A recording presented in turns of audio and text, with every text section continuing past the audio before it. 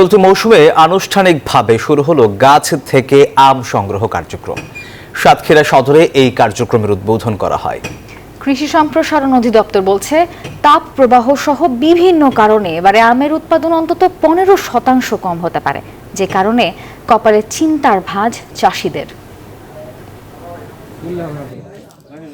গ্রীষ্মের সবচেয়ে জনপ্রিয় ফল আম বাজারজাত করতে দেশের বিভিন্ন জেলায় শুরু হয়েছে গাছ থেকে আম সংগ্রহের কার্যক্রম।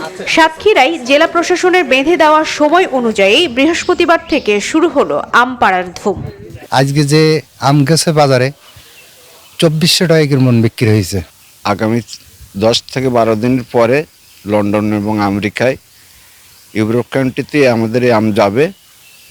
ন্যাংরা এবং হিমসাগর ভালো একটা লাভবান হব এবং ভালো একটা দাম পাবো, আমরা সেরকম আশা করতেছি। জেলা প্রশাসন ও কৃষি সম্প্রসারণ অধিদপ্তরের আয়োজনে প্রথম দফায় সদর উপজেলার কুকরালির এই আমবাগান থেকে গোলাপ ঘাস, সরিঘাস ও গোপাল ভোগ সংগ্রহের মধ্য দিয়ে কার্যক্রমের উদ্বোধন করা হয়।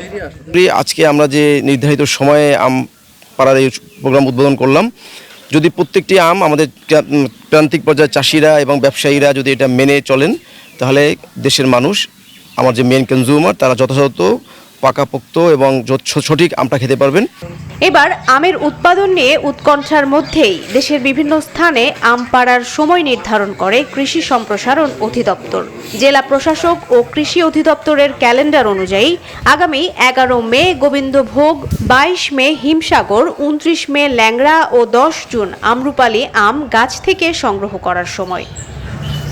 তবে এবার তাপপ্রবাহে আমের ফলনে বিরূপ প্রভাব ফেলেছে চাঁপাইনবাবগঞ্জে। এরই মধ্যে শুকিয়ে ঝরে পড়েছে অনেক আমের গুটি। চলতি মৌসুমে আমের মুকুলও তুলনামূলক কম।